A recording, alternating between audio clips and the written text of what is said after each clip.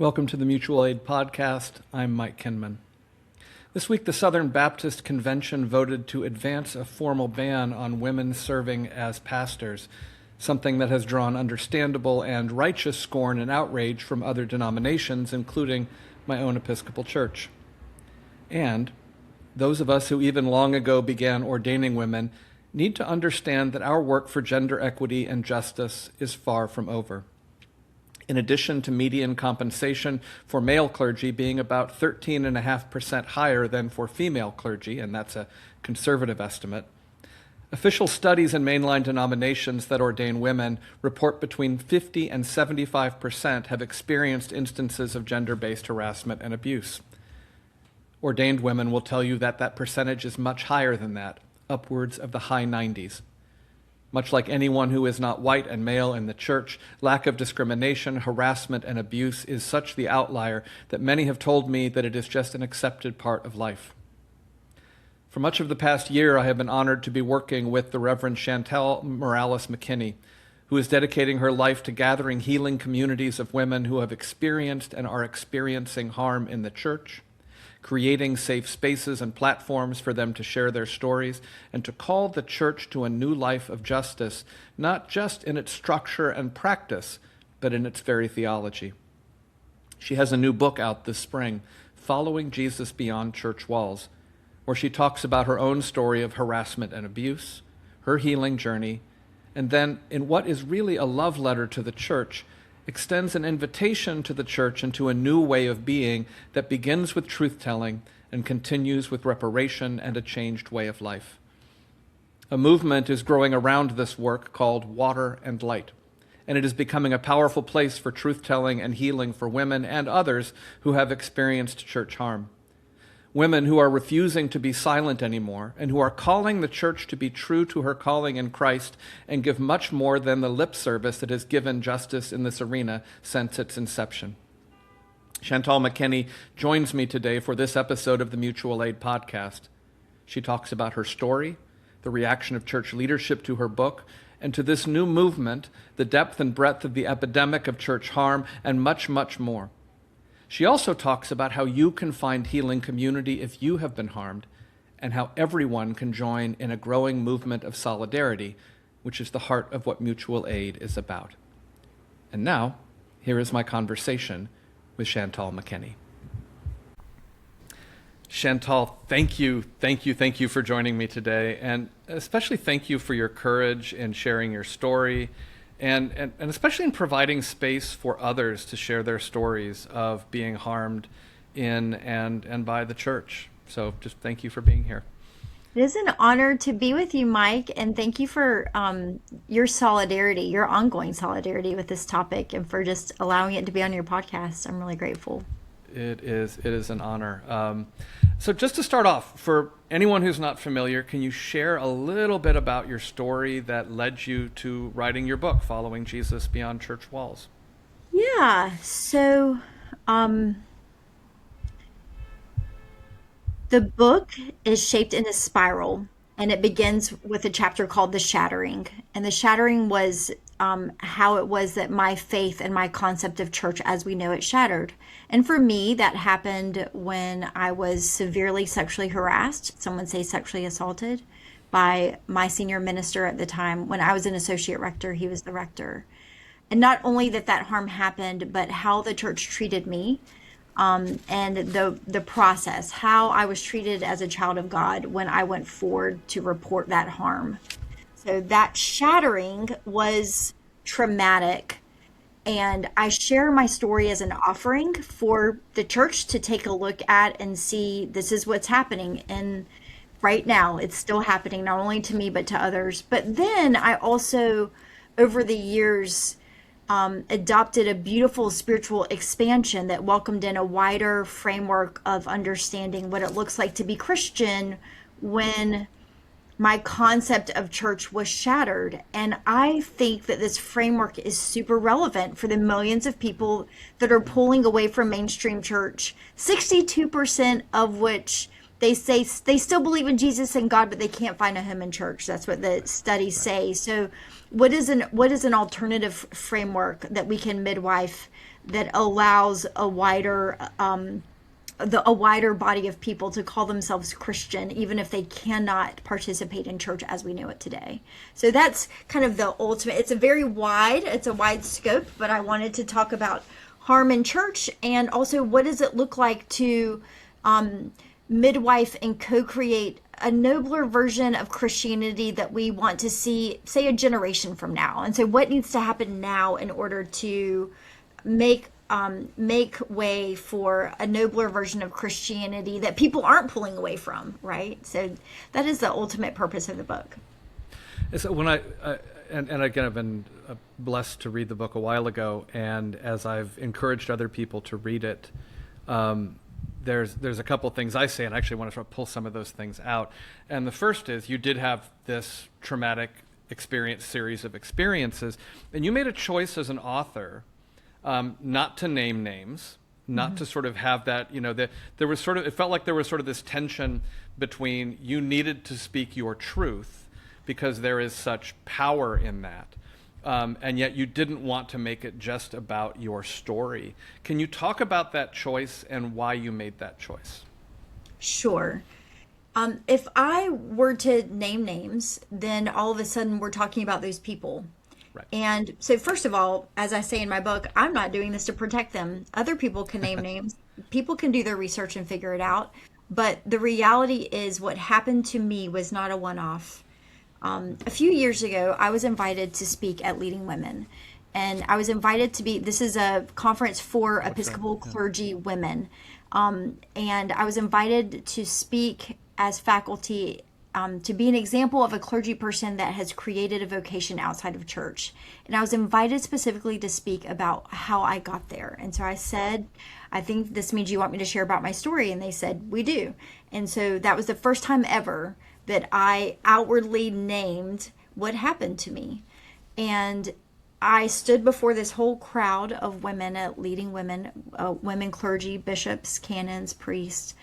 And ever since that day, I was shaking. I was so worried. But ever since that day, women have sought me out to say, something is happening to me and I need help. Or I heard this happen to you and so gave me your number. And so it has happened over the years, but then ultimately in sharing my story and in co-creating Water and Light, which Michael, you were a part of, and others, more and more women are coming forward, even as we're creating the structures to support them and to just shine a light on this issue.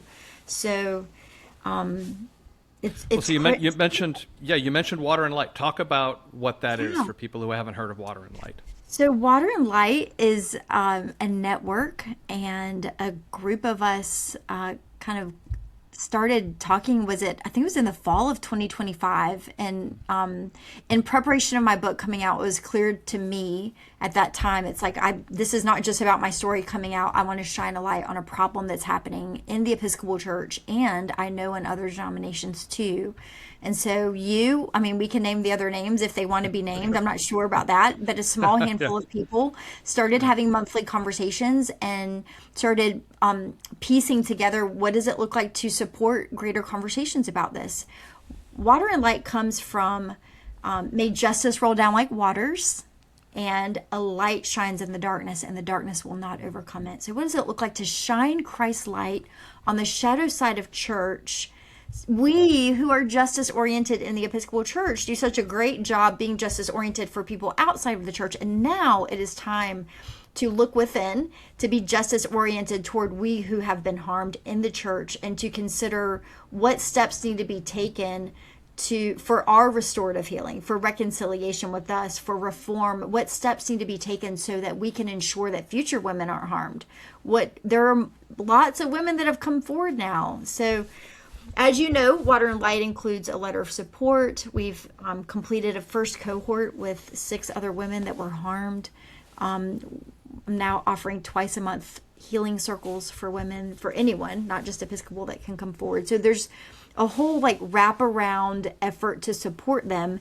And we want to shine a light on the fact that it's the institution it's the institution that needs to kind of come toward us to say, yeah, we have a role in this, and we care about you because you are church, and we want to have a role in your healing. So it's also to point toward that need, which is still there right now. Well, and so, yeah, thank you, first of all. And as you said, like a bunch of us sort of, you gathered a group of us. Yeah, I guess it was. Time is hard for me to remember when things started. It was a while ago, so last fall. And as I was sort of talking to people about your book, encouraging people to read it, inviting people into this movement, particularly as I talked to friends of mine who are women who have been in ministry in the church and who are in ministry in the church, almost every single one, in fact, it might have been every single one, but let's just sort of say almost every single one had stories. And what I will guarantee you is they all had stories, and some probably weren't interested in telling me. Sure. And part of, so a couple things, about that is that, because, you and I had the conversation, you talked about really just this is endemic, and it's an epidemic of harassment and abuse and harm. And then, part of what I realized was, like, I've worked in this church, in leadership for 30 years. And I realized that, and I consider myself a fairly progressive person, and I hope I'm a fairly loving and caring person. And how much of this was I wasn't aware of the degree of it, and how much of that was me not choosing to see what was right in front of me. But I guess where I'm going with this is, were you surprised at the volume of the response that you got from this, and what sort of, can you sort of talk about what has that done to you, and sort of how's that on your heart? It's heavy on my heart. Yeah. Initially, after I shared my story at the Leading Women conference, and there was like one or two here and there, I wasn't surprised, and I felt grateful that people were reaching out. But then once I started really talking about it on social media, it kind of was a whoosh. And I mean, every time I would talk about it or write about it, more women would reach out. There have been times where it's even hard to catch up. I now have to block time every month on my calendar, which is an honor to do, to be clear. But I mean, I block time for women to come forward and reach out, because it's regular now. It keeps happening, and I still believe that we're just scratching the surface. I'm sure of that. There are all types of Episcopalians and Episcopal leaders that don't know the work I'm doing, that don't know about the book, that haven't heard. And so there's a lot more out there. The more that I hear, no, I'm not surprised, because there are systemic patterns at work. There is a system. Talk about some of those. Sure. Systemic patterns. Well, I'll say we just finished up the loveliest cohort. There were 7 of us total. Women who had all experienced some sort of harm in the church, and we took time to listen to one another and to share our stories. So foundational to the harm is the shame. Like, you feel shamed in the church when you've been harmed, harassed, and it feels shameful that it happened to you, and it's hard. It takes a lot of bravery and courage to go forward. But then what happens is that we are experiencing like punishment, or it feels like retaliation once we report it. So it is as though to say, you have just shown a light on an ugly side of the church. And so rather than protect us, rather than like, let me hold you with compassion and protect the wounded, we are then the ones that are judged and scorned for stepping out of line by reporting it. Okay. Meanwhile, there is a pattern of those that have harmed continue in their jobs. Maybe they get a slap on the wrist. Maybe they're inhibited for a year, but then they get a better job, a bigger job, a higher salary job, more titles. The ones that are harming are not being thrown off the vocational ladder. I'm quoting one of many women that said, I didn't just get knocked 1 or 2 rungs down the vocational ladder. I was kicked off the ladder, and I'm trying to crawl my way up. So by sharing our stories together, we overcome the shame and we're overcoming the silos. I mean, many of us went years before we spoke aloud what happened to us. So a lot of the active healing simply happens by talking about this out loud. Like in me talking about this, and if a woman might hear this podcast and say, "Oh my goodness, this wasn't me." Right? This wasn't just me. This wasn't my fault. This has happened before. There are other people this has happened to. And I too experience retaliation, right? Another pattern that's not uncommon is that a woman is somehow encouraged to go to another diocese to get a job. And then they go and they move. They pick up and go to another part of the country, sometimes taking their family. And they are not getting the job that they were promised, or maybe they're getting supply, or the job didn't work out. So now they're unemployed in another region of the country. So there are a lot of similar patterns that we are uncovering, and we want to talk about it because it's not right. It's not okay for a church to act like this behind closed doors, or out in the light for that matter, but we have to talk about it because it is a problem, and more women are coming forward to acknowledge that this is a problem. This makes me think of something a friend of mine once actually said at a vestry meeting, and she said the biggest difference in the church is not the difference between conservative and liberal, rich and poor, black and white, high church and low church. It's the difference between the truth and the stories we tell ourselves about ourselves. And the story that we as the Episcopal Church, and I'll say we were a part of it, tell ourselves about ourselves is that we are leading the way in justice, and particularly in areas like this. We talk about we have these processes, and and there's intake, and there's in Title IV is a train wreck, but it's we have these systems, and there's justice for people, and we do it right, and we're not like these other churches that sweep things under the rug. And that's a very different story than the story you're just telling right now. And the things like where is the disconnect? And I'm particularly interested in retaliation. You talk in your book about and this didn't happen to you, but people being forced to sign NDAs, non-disclosure agreements, which effectively silence that. Can you sort of talk about what other sort of ways this retaliation looks like in terms of silencing, and then also the impact that has on people's not just livelihood but spirits? Yeah. I was not forced to sign an NDA. In fact, I was told that that I did not have to sign one, and that is why my book is out. And I wanted to share all of my story so that the reader can understand the layers of harm and trauma that happens by sexual harassment. Like, that is so much more than nice butt. Like, there is so much more to harm that women endure. But yes, there are women that we've talked to that have been asked to sign NDAs, and if you don't sign it, then you don't get employed.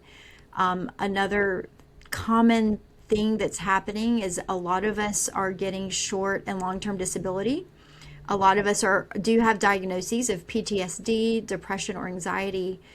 But then once you get the shorter long-term disability, even if it's short-term disability, that is then used as an excuse to not employ them again. It's like, well, we just said that so like we can't ever have you back again. So that, which is not, it's like the church is using it to its advantage. So I want to talk about justice a little bit, because Please.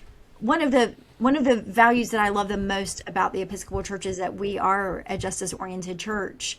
But justice has to be more than a marketing gimmick. Justice has to be, true justice means outward and inward. It's okay, it's good for justice to make us uncomfortable. What are we doing on our faith journey if we laud justice and wave it around proudly like a flag, but then ignore women that are being consistently harmed because it makes us look bad? That is not justice. And we have a theology that acknowledges Ubuntu. I am because you are. If we stand up for the immigrants, stand up for the women that are being harmed.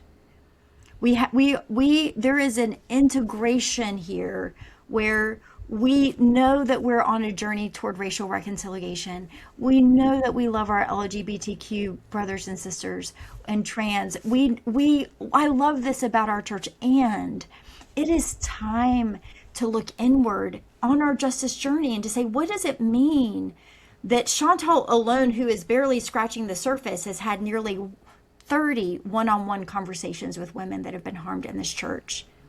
30 conversations with women that are being knocked off their vocational ladder, that are now on short or long-term disability, that have had PTSD while the men that harmed them rise up the vocational ranks. Where is our justice? That is the question at hand. And that's a question that we have to answer with humility. Just humility, right? Like, there's a lot of pride in that we value justice, but we also need to adopt a posture of humility there. There's so much in this conversation that overlaps conversations that we are beginning to have and need to have much more and deeper about things like race. Right. And harm, and Sure. that's why it's wonderful. Like, one of our partners in this, and I think she's fine with us mentioning, is Gail Fisher Stewart, and I want to mention her Amazing. because her book Church Hurt, which is about racialized trauma in the church, it's so good, and there's so much overlap. Yes, there is. And one of the things, like, part of what I do is I lead workshops and things talking to white communities about how to do what we call sort of white folk work, which is our work on race. And I start by talking about the two things that we need to just name right off the top are discomfort and shame. Yeah. Because because in my experience, those are the two things in sort of a white church dealing with race that we hit those and we stop. We become uncomfortable, we stop. We start feeling shame, we stop. And there's real spiritual work there that we have to do. And when we start feeling uncomfortable or we start feeling ashamed, if we have power, one of the most common things for us to do, and it's almost reflexive, is to use that power to silence whatever it is that is making us uncomfortable or ashamed, because then that feeling goes away.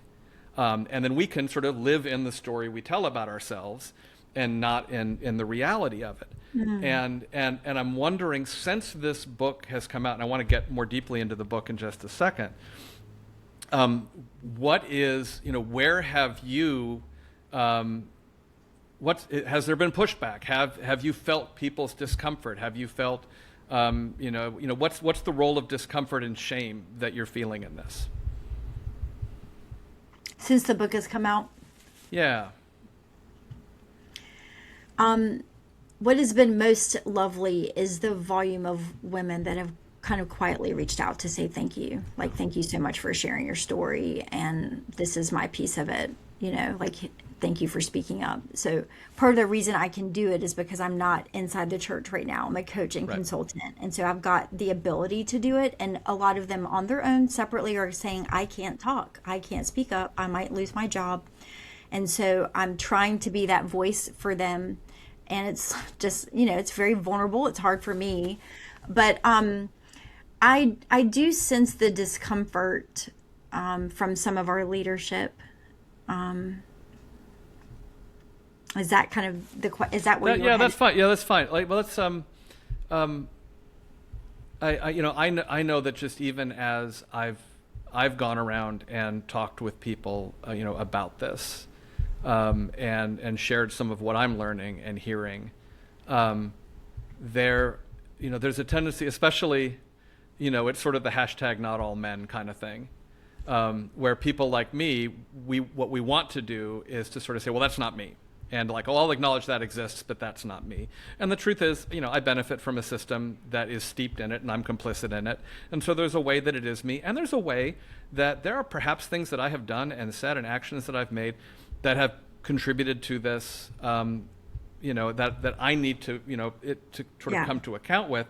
One of the things that I love about what you do is this book, and as I've talked to people about the book, one of the things I say is, like, that third section of your book, I describe it as a love letter.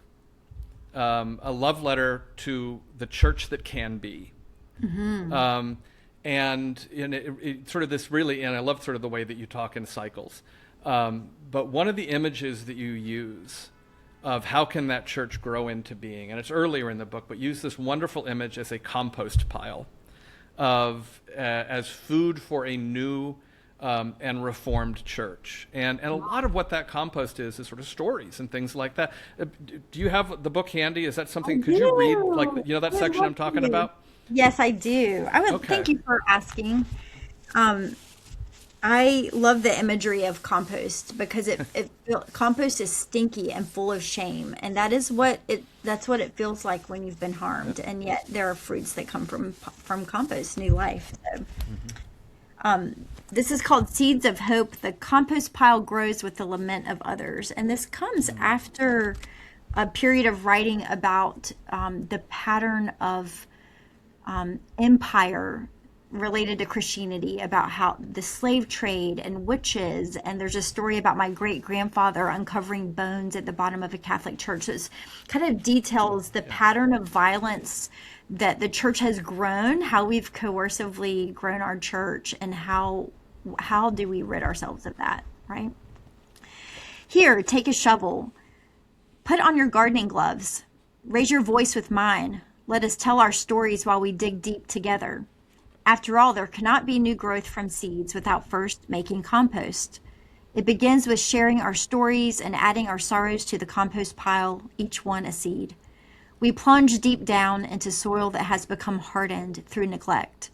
We dig deep and turn it up and over, watering it with our tears, our cries, and our collective lament. We add our anger, our broken dreams, and our hopes. We summon our ancestors of the faith and the ancestors in our families. We call on the bones of discarded victims to rise up and gather round. God knows their stories. Some have been shared, and some were kept silent until their deaths. We need all of our community, across the generations. We add our stories and feelings, neglected and discarded like old peels and rinds. The sun shines on our glistening faces as we dig deep, but we are in this work together. We linger there, leaning on the handle of our shovels, looking at our growing pile of compost, acknowledging that we were never alone in this, although it felt that way. It feels good to do this hard work together. Here is the plain truth. The key to a beautiful, authentic future church that is faithful to the life of Jesus Christ and full of integrity begins with the compost of our collective stories of pain, shame, and lament. The more putrid the compost is, the better it will be to fertilize a new way, born from humility and brokenness. This is the Jesus way. It's the way of nature and of life itself. Through death, new life will emerge. Through sorrow, joy will peek through these gray, dismal days like a brilliant light. It is the story of resurrection. After we mourn the death of what was, the power of new life, as shown to us in every tree and perennial flower, will be more beautiful than any of us can ever ask or imagine. Will you join me? There's a pile of extra shovels and plenty of dirt to dig up and turn over. Share your story with those of us who are considered the lost sheep. Once we share our stories, we can find each other. We are not alone. Let our tears water and fertilize the compost pile and give it to God. Let God birth new light from it in God's time. I just want to sit with that for a second.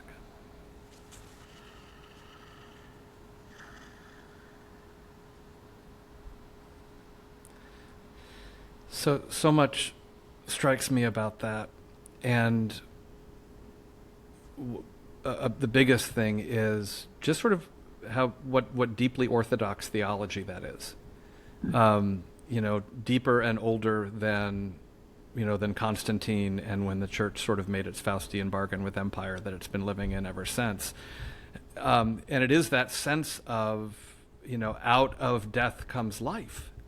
And I love that sort of the more putrid, the compost, in many ways, the greater the liberation and the greater the foundation for the new life.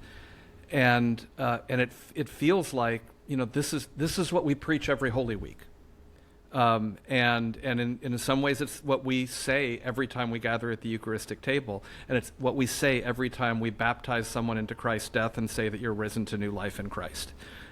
This language is not new. This is ancient language in an ancient theology. And it's simple, it's beautiful, it's powerful. It is the basis for our faith. And so why are we so afraid to do it? Yeah. I think it comes back to religious institutions are afraid to do it because there seems to be a split. It's like the church can follow empire or it can follow Jesus.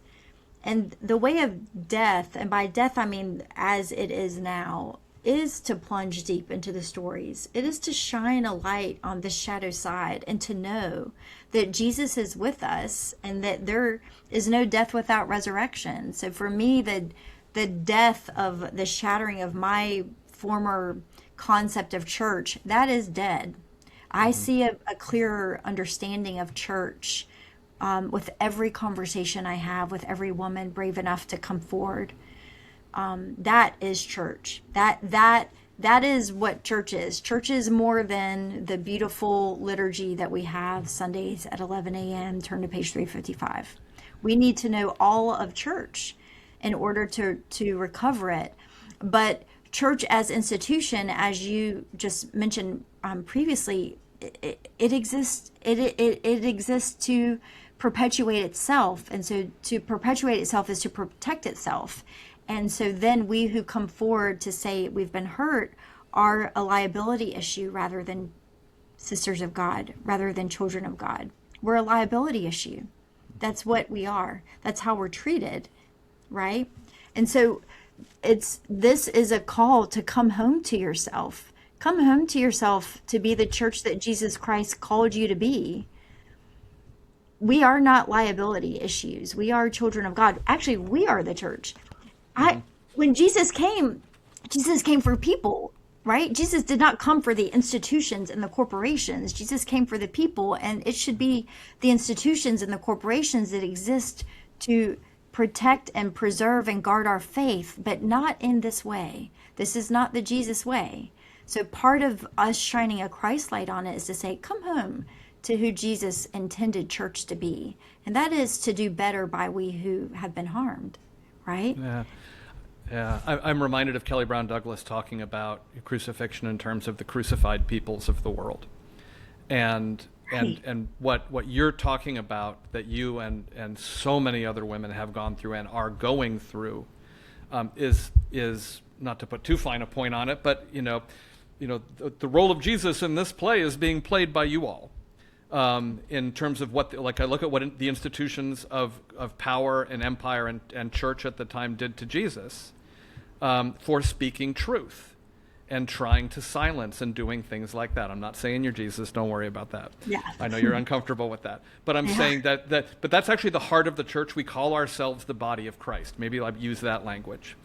And so who is the body of Christ? And it is, all of you, all of us, who have been harmed and are still trying to take the path of healing and love. One of the things, I love how much you love Jesus, and I love, one of my favorite parts of the book is just a couple pages after that, and it's this section that's just in big, bold type, I will not walk away from Jesus. And you just sort of say, over and over again, I will not walk away from Jesus, who inspires the countless good-hearted, kind, just Christians who bring hope to one another, their communities, and me. I will not walk away from Jesus, who again and again comes to me, even as I am on the margins of the church, through church leaders, clergy, parishioners, friends, colleagues, who long to be part of the church in new ways, and who take my hand as we do this together. And you could not be blamed, and so many of the people who have shared stories with you and share stories with me, and I don't blame people who have just I'm done with church, right? And it's that is completely understandable, but that you have continued to, and there is this desire to say we're not going to walk away from Jesus, and we want to invite this church that particularly people like you loved enough to get ordained into, to say, look, get back to home base. Yeah. Get back to what I know is still in you. It's like the image just came to my, like, yeah. So like, talk, That's right. talk about that motivation and where are you seeing that, or, where in the range of responses are you seeing that as people come to you with stories? It is a common. The women get it. The women that are coming forward get it, and they're there too. And they're afraid to even speak out and to say what you just said, and because of their own jobs. I want to say this. What I do now, a part of being a church planting coaching consultant, working with redevelopment, is that I study the patterns of why it is that people are leaving church, what is happening, how are people experiencing the divine outside of church. And right now, it's like one out of three U.S. Americans are articulating church hurt. They are carrying church. Imagine 1/3 of U.S. Americans. So define church hurt.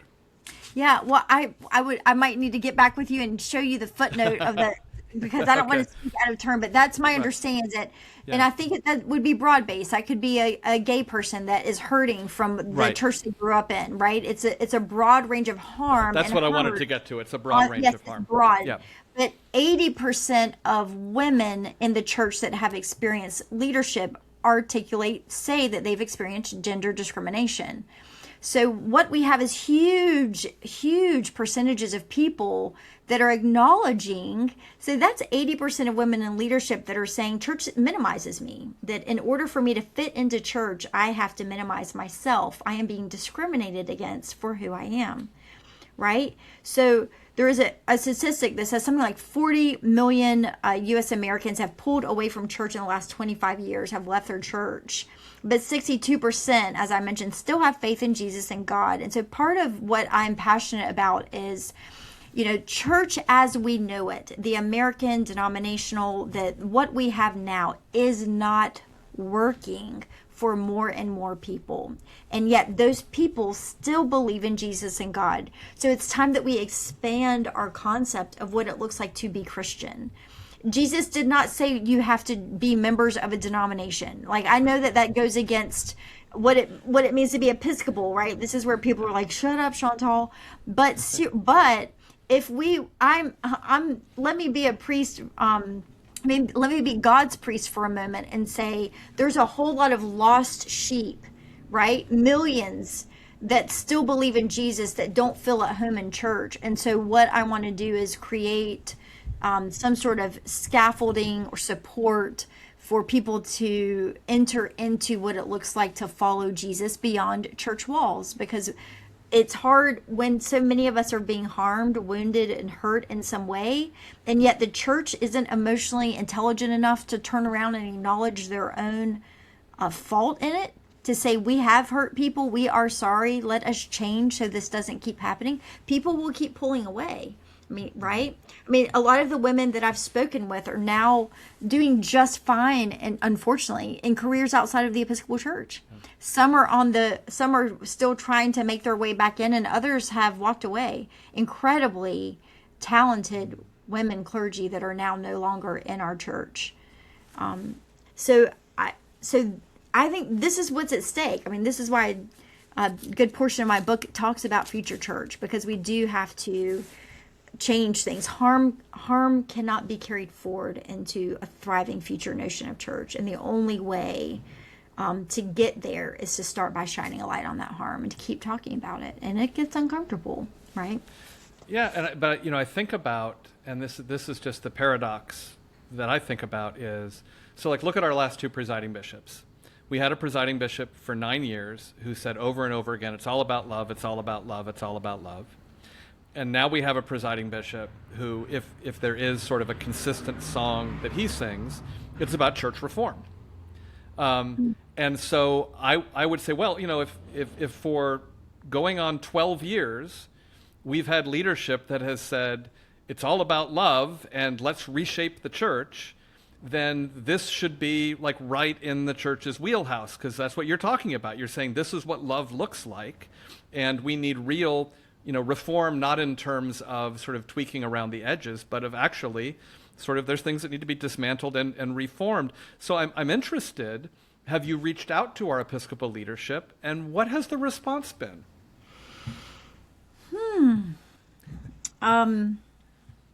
Thank you for that question. And I will start by saying the Diocese of New York and the Cathedral of St. John the Divine stepped forward in a really bold way. Did. And talk about that a little bit. Yeah, the day after my launch, did an online Zoom conversation with Dean Winnie and Bishop Matt Haid, and it was incredible. Yeah. They are doing really courageous work to take a look at sexual abuse in their diocese, and it felt really good to have them in our corner. I did reach out to our presiding bishop before I did the first video, just to inform him about the book and the video, the work I'm doing. I did the same to the Bishop of North Carolina, where I am canonically resident. And I received initial, very supportive emails, seemed like sincerely thanking me for my work. I will say all of that is true.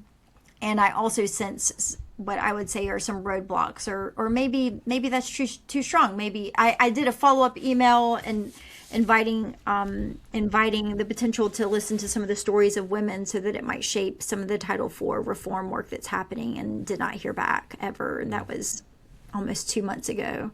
That's disappointing. There's been other examples where I have heard leadership seem to be very well intended and supportive of my work, and yet there's nothing. I mean, there are times where it feels like ignoring or roadblocks, or like it just kind of, it's like, God, I feel like I'm in this alone, and it's hard. I think, Mike, what I want to say is, it's like, it can be hard on my heart, because the way that I look at it is, I feel like I'm walking on the side of the road, and I keep running across women that are on the side of the road, wounded, that have been harmed, and I want to help them. And then I walk and there's another woman wounded, and I want to help them. And so then I'm sending emails, and I'm reaching out to people saying, hey, we're hurting people. Like, it's a lot, and there's a pattern here, and it's all over our country. It's not just a one-off. We have a pattern. We have a systemic pattern. There's misogyny here. There's discrimination here. There's harassment here. Help. There's women that are wounded.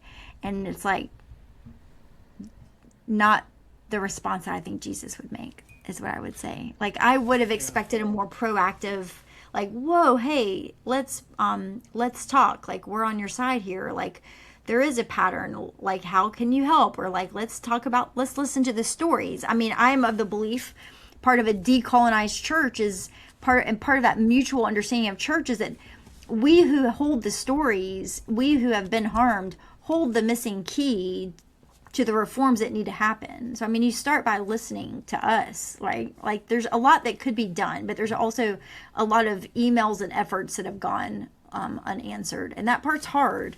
So, I don't know, Mike. I think it might be time to reach out to the people. What do you think? I think so. And one of the things that it reminds me is, some of my greatest teachers over the last 30 years have been Becca Stevens and the women of Thistle Farms. And what I'm always learning for them is it should not be the responsibility of the abused, wounded people to provide for their own healing, but it usually is. Yeah. And that's the story I'm hearing you tell right now, which is, you as someone who has, suffered from this, you're having to take the role of healing, and you're doing it very gracefully and graciously, and powerfully. But, there's something about responsibility and accountability. Like, I think about our sacramental theology of reconciliation. Yeah. And it isn't just confession and absolution. It starts with the deep listening that you're talking about. It starts with truth telling and but then after, confession, and the confession has got to come from the deep listening, and then going to the people who've been speaking and saying, this is what I'm confessing. Did I get it right? And the people who are wounded always get to be the ones who say, yes, you did, or no, you're not quite there yet. But then there's that reparation, repentance, and amendment of life piece. And like, some of the stories that you've been telling of job loss, of relocation, of going on disability, of having a system that is already, we think, we ordained women in the 70s, everything's fine. There is still rampant discrimination, congregations that, particularly, cardinal parishes and dioceses that will be like, well, it's okay for women to have these jobs, but not these jobs up here. And so already a playing field that's not level, it becomes less level. And that has real consequences for people's livelihood. Lost income is not just lost income, that's bad enough. It's lost pension, which is for the rest of your life and providing for your children and your families. And if the church can't even be bothered to center the listening process before we even get to that, that's deeply troubling. And so, I wonder what it would look like for those of us in the church who are saying this isn't right. Do you have ideas of how we can sort of gather together? And Yeah. Well, I will say, for people that are interested in just hearing the stories, like, what are some examples? So first, my book has my story in a very detailed way, and you will see the layers of trauma and the layers of kind of deceit and the challenge of it. But we also created a private Facebook group called Water and Light that anyone can join, and several women have shared their stories anonymously, and men, I might add. I want to pause here and say that I tend to center women in the conversation, and that's who I've mostly had one-on-one conversations with. But there are men that have been harmed in the church as children, and probably men as well. And there is a lot more to it than even the women. But we have a Water and Light Facebook group where people can start going there now, join it, listen, read the stories. We keep the stories anonymous to protect the women that are telling the stories. But it allows individuals to understand the depth of the problem at hand. But I think what feels, what you and I and others have discussed is like, what does it look like to just gather a Zoom conversation of people that are leaders in the church, lay and ordained, who care about this issue, who don't want their Episcopal Church to be systematically causing harm behind closed doors, especially once women report it, and to talk about it. Like, what do we do about it? What does solidarity look like? What are things that we can do? Like, just to talk.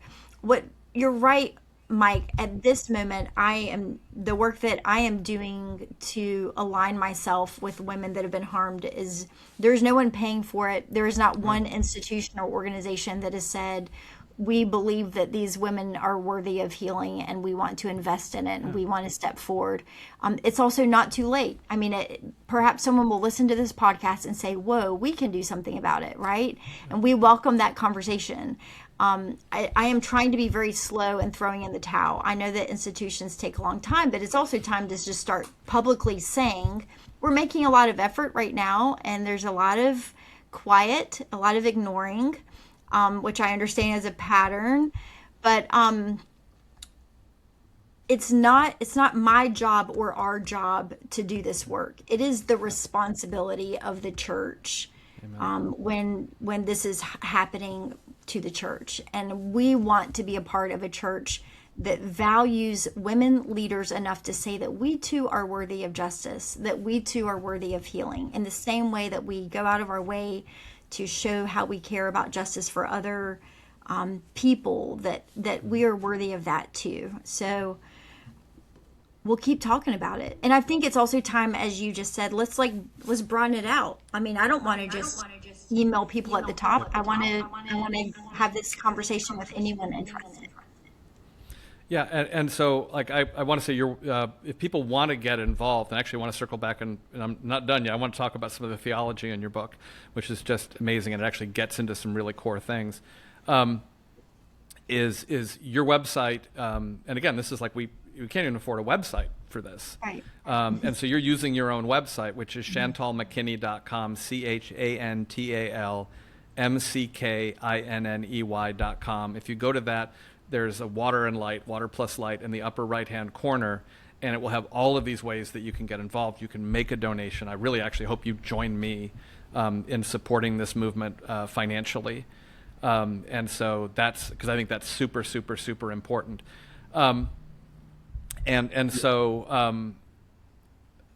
I want people to sort of go to that and recognize that everyone can have a role in this movement, because it is at the core about following Jesus, and it is.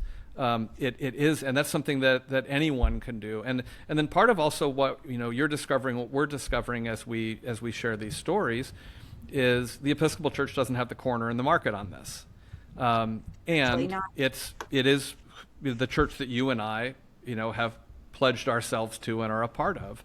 So this is where we're starting. One of the things that I love about so many things I love about the book. But as you talk about your healing journey, and you also, as you sort of write this love letter to the church in the third section, part of your journey has been into Christian mysticism and contemplative spirituality, as well as an embracing of the divine feminine. I've got my sort of thoughts about this. I want to hear from you. Can you talk about the gifts that you have found there for your own healing and also potentially for the reforming of the church? Sure. I want to begin by saying that for me, integrating the divine feminine is about seeing a fuller face of God.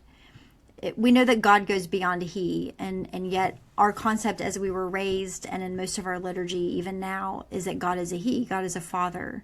And so when we suppress and oppress the divine feminine concepts of God, woman wisdom, Sophia, the values that are the sacred feminine, we are missing a face of God.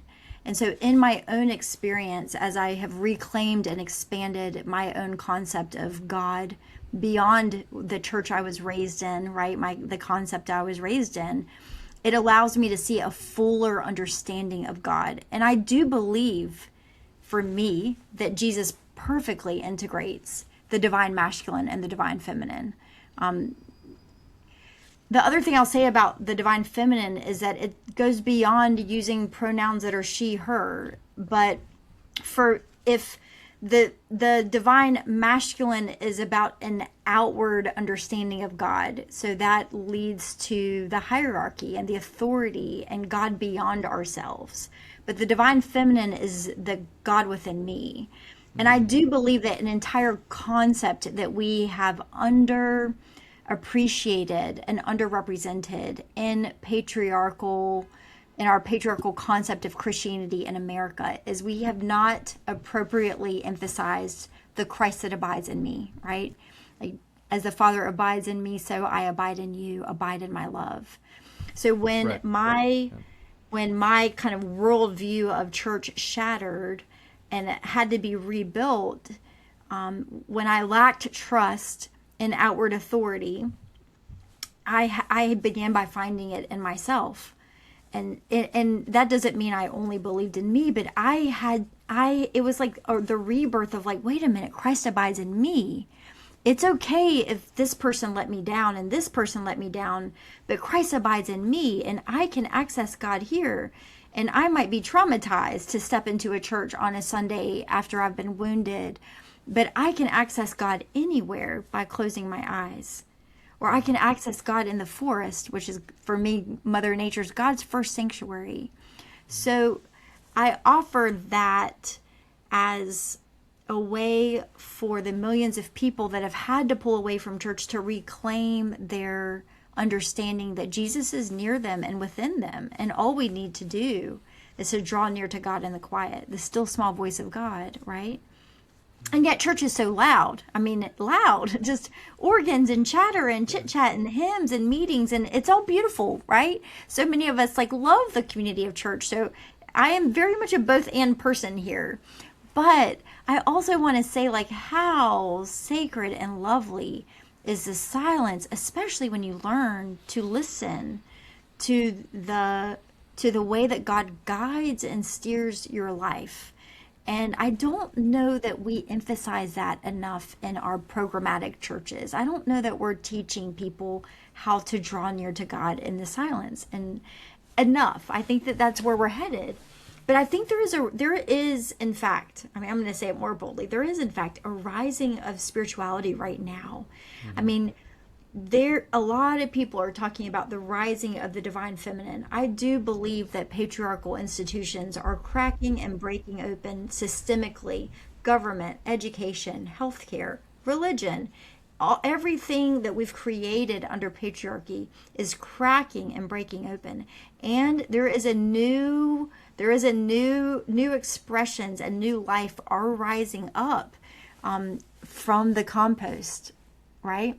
Yeah. So for me, the divine feminine is the inward. It's the inward. It's like reclaiming my own spiritual autonomy, reclaiming my own ability to pray directly to God and to listen to God. And I do still believe in community. I could just hear people being like, but what about community? I think community takes it to the next level when we start listening to the still small voice of God in me, and you are listening to you, and then we get together and we share the wisdom that Spirit is bringing to us in the quiet. Like, that's when we start developing a deeper spirituality, and that, right? And so here's the other thing I want to say.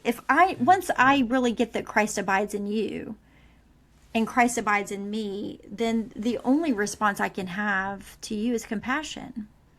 How can I not be compassionate? Once I understand that Christ abides in my neighbor, Christ, right? The living God, the essence is in my neighbor. The only response is compassion. But when we emphasize an outward expression of God, then we are not emphasizing the Christ that abides in you. And so we see a pattern that is a lack of compassion in our patriarchal church, which we see today. We women are experiencing it. People of color are experiencing it, right? So I think that part of recovering and reclaiming and putting church back on a path to thriving is integrating a divine feminine concept, which allows us to reclaim the value of compassion that Jesus lived perfectly, but we are failing at hugely in our institutional church.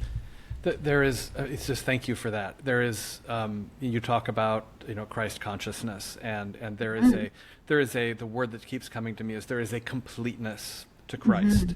Absolutely. And that doesn't even need to be exclusively, it sort of sounds strange, even a Christian word. I mean, you and I share some background in other faiths, and so, but there is a completeness that, and it is, I believe what Paul was getting to when he said, in Christ, there is no slave or free, or Jew or Greek, male or female, and it just says there is a completeness of all of this in Christ, and what we have in most of the history of the organized Christian church, we've been incomplete.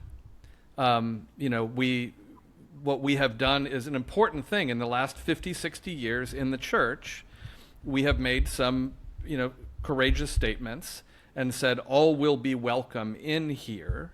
And so we're going to ordain women. We're going to, make sure it's all sacraments for all people.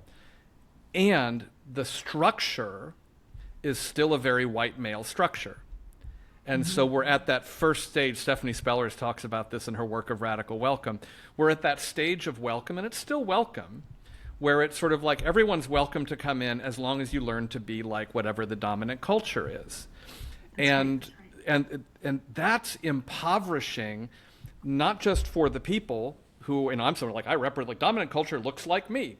And so it's not just impoverishing for the people who are told, come in here and don't be yourself. It's impoverishing for all of us, because all of the fullness and the completeness of those gifts and the wonder of God that's expressed in everyone, that is being, that's the ultimate non-disclosure, NDA that is killing the church. is we're That's not right. allowing people to come in and be themselves. And so what you're talking about is really, it is at core a liberation theology. It is a liberating of theology and a liberating of the church. That's right. It's acknowledging that we are still colonized, as you just said. I mean, we are a white colonized church that wants to hear hymns that are hundreds of years old that were created in Europe, but we don't want to hear the music and the rhythms and the drum beat from Africa and from Latin America. Like, we are choosing what is sacred, but God has said that it is all good. And yet every single Sunday we decide what we're letting in and what we're letting out. And in our hierarchy and in our patriarchy, we decide what we're letting in and what we're letting out. I mean, we don't even allow lay people to read the gospel on Sunday. The church that I planted was half Episcopal and half Lutheran. Lutherans allow anyone to read the gospel. So every single Sunday, I had children reading it and lay people reading it. And once you experience that, it's like, wait a minute, I want my kid to be able to read the gospel on Sunday. I want my kid to know that he's worthy of reading the gospel in church. Like, we have to take a hard look at ourselves. What are we saying to people in our exclusive traditions that are Anglicanism? Is there a lot of beauty? Sure. But are we excluding a lot? Sure. And part of the divine feminine is recovering that which has been excluded. So that includes the sacred feminine. It includes the shadow side of all of us. It includes the instruments and the songs and the ancestors and the stories. It includes all of that. And to say all of this was with God in the beginning of creation, along with the Word, right? Like, this is all, it is a wrapping up of all of it, and it's a reclaiming of all of it.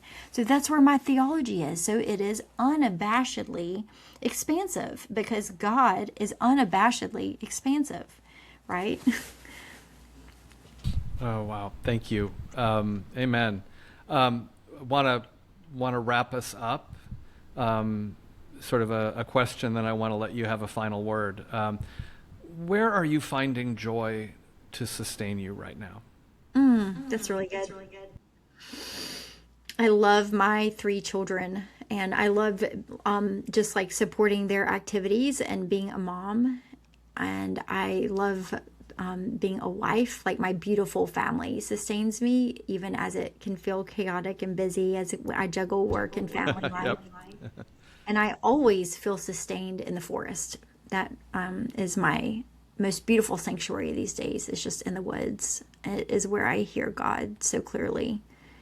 So all that. And of course, in the summer, it includes things like the beach and tomato sandwiches and iced tea, because I'm in North Carolina. Fantastic. Is there a final word you'd like to leave us with? Yes. Mike, I'd love to include you in this invitation, but Mike and I would like to have a wider conversation, right? And anyone else. What does it look like if you are a stakeholder in the Episcopal Church, if you consider yourself a leader and you care about the fact that there is a growing group of women that are coming forward, saying that the way they're being treated is not fair, not right, not just. What does it look like? Like, can we have a conversation? Can we talk? Can we get this grassroots thing going?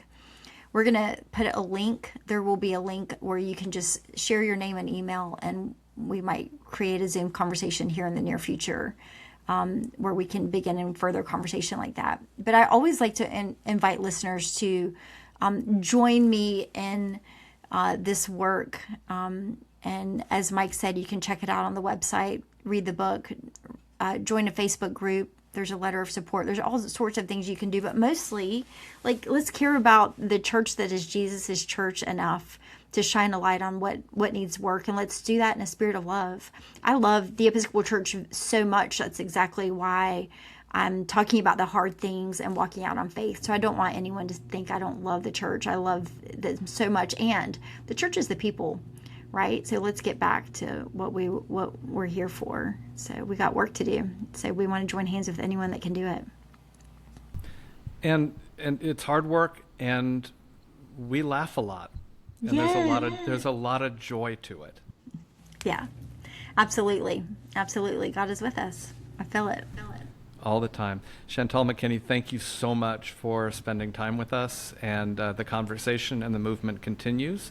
And just thank you for your time, and thank you for all your work, and thank you for the gift of this book. Can people on your website, chantalmckinney.com, that's also where they can go to order the book?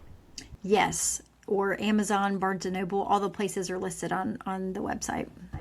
Or go to your local independent bookstore, and if they don't stock it, tell them that you want them to stock it. Exactly. Tell them to order it.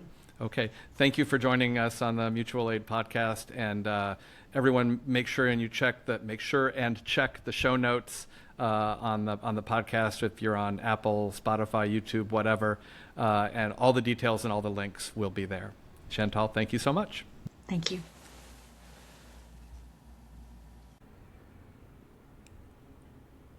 Thank you for listening to This Time with Chantal and me. Again, if you want to learn more about what you have heard and get involved, go to chantalmckinney.com. That's ChantalMckinney.com, chantalmckinney.com, and click on the Water and Light button in the upper right-hand corner.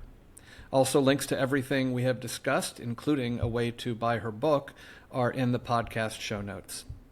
If you like this podcast, please give it a good rating and share it with your friends. As always, if you have ideas of people you'd like to hear from or topics you'd like me to cover, email me at mkinman@gmail.com. You can always find me there. Until next time, keep listening to each other, caring for each other, and loving each other and yourself. Bye.